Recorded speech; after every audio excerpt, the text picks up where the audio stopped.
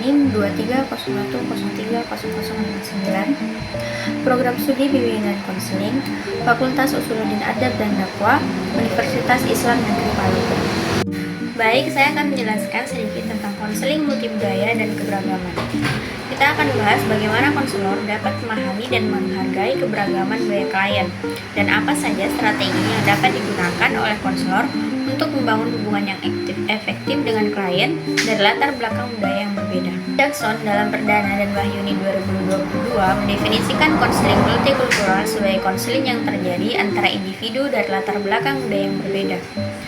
Erfurt di dalam Perdana dan Wahyuni 2022 mengatakan bahwa semua konseling adalah konseling multikultural, di mana setiap konseling yang datang dalam sebuah sesi konseling dengan pandangan yang unik tentang dunia. Keberagaman budaya yang dimiliki oleh setiap konseli mempengaruhi cara pandang dan cara berpikir mereka dalam menyikapi banyak hal. Konselor sebagai seorang profesional perlu meningkatkan pengetahuan mengenai keberagaman budaya serta peka terhadap budaya sehingga konseling bisa berjalan sebagai mestinya. Sebenarnya, bagaimana konselor dapat memahami dan menghargai keberagaman budaya klien?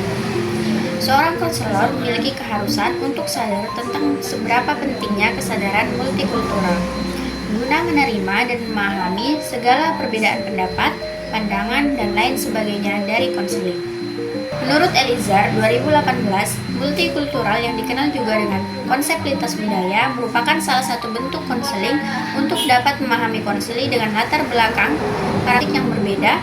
Dengan demikian, sangat penting bagi seorang konselor di Indonesia untuk memberikan layanan yang berlandaskan nilai-nilai multikultural.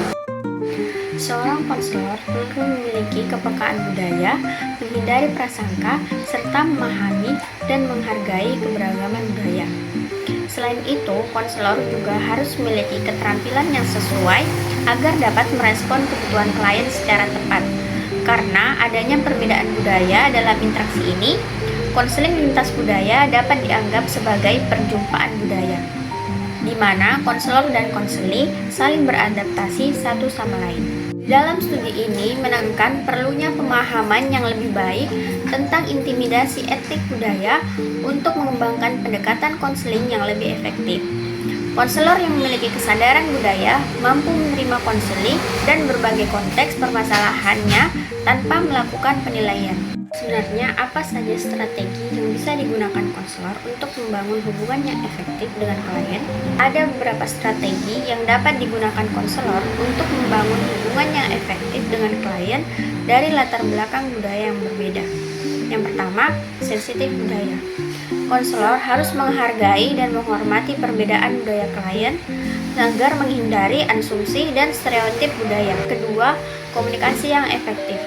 Konselor menggunakan bahasa yang jelas dan sederhana sehingga menghindari jargon atau istilah teknis yang mungkin tidak dipahami klien. Ketiga, empati dan pemahaman.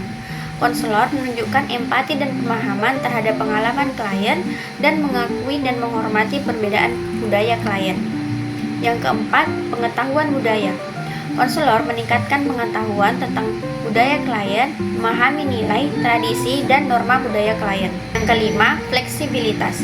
Menyesuaikan pendekatan konseling dengan kebutuhan budaya klien, atau konselor bersedia untuk belajar dan beradaptasi. Yang keenam, menghormati klien. Konselor menghormati klien sebagai individu yang unik dan menghindari diskriminasi atau bias budaya. Yang ketujuh, menghargai perbedaan.